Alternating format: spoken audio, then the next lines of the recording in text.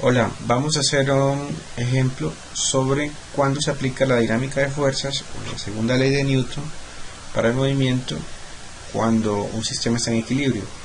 Tenemos un ejemplo muy concreto. Dice que en el techo del vagón, el vagón de un tren, se cuelga una bola con un hilo de masa despreciable y pregunta que si el tren acelera constantemente a 10 metros por segundo cuadrado, ¿qué ángulo forma el hilo con la vertical? Es decir, estamos preguntando si esa es la vertical, ese va a ser qué ángulo forma, ¿sí?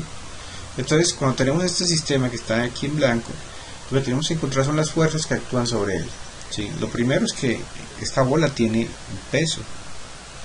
El peso va a ser el producto de la masa por la aceleración de la gravedad. Va a existir una fuerza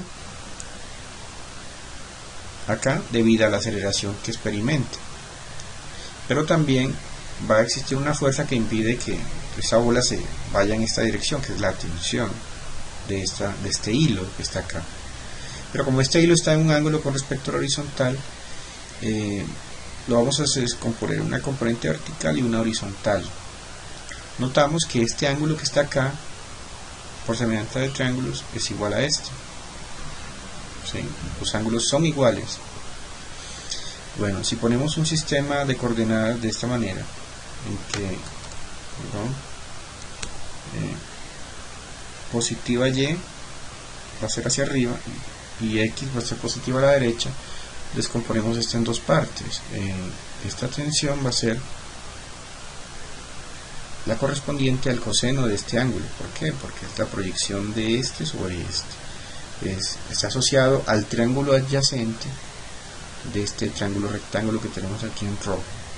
Y esta componente va a ser T por el seno de ese ángulo. Entonces lo que tenemos que hacer es lo siguiente: hacer una sumatoria de fuerzas en Y, que como está en equilibrio va a ser igual a 0. Y también hacer una sumatoria de fuerzas de esa bola en X, que también va a ser igual a 0. Vamos a ver cuáles están en Y. En Y, o sea, verticalmente se encuentra positivo T coseno de ese ángulo que forma, ¿sí? Y menos en la otra dirección se encuentra el peso, y eso es igual a 0. Aquí podemos aprovechar esta ecuación para despejar la tensión. Al despejarla obtenemos que es mg sobre el coseno del ángulo. Esta ecuación, una ecuación auxiliar que nos puede servir más adelante, porque no conocemos la tensión. Hagamos una sumatoria de fuerzas en X. Miremos acá qué fuerzas están en la dirección positiva de X. Tenemos a T seno de teta y negativo a M por la aceleración del tren.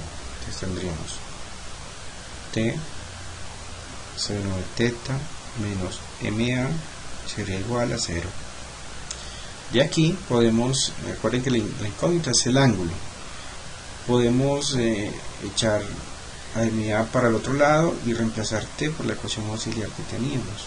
O sea, tendríamos esto: T seno de teta sería igual a MA, y reemplazamos la tensión, sería entonces mg sobre coseno de teta por el seno de teta igual a m por a. Observamos lo siguiente: las masas están a ambos lados, no las necesitamos, ¿cierto? Se cancelan.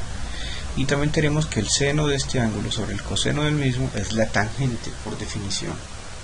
Entonces hagámoslo por este lado, aprovechando.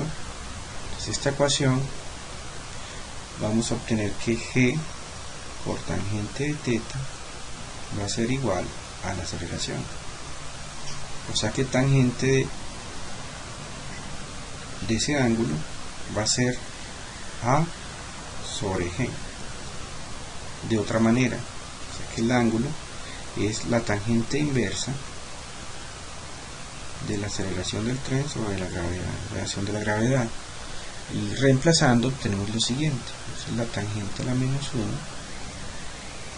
1 de 10 metros sobre segundo cuadrado sobre 9,8 metros sobre segundo cuadrado.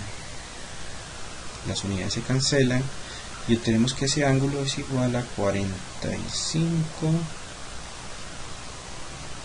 6, casi 45 grados, redondeando la cifra.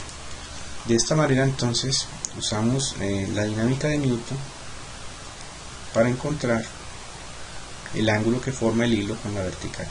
Hasta pronto.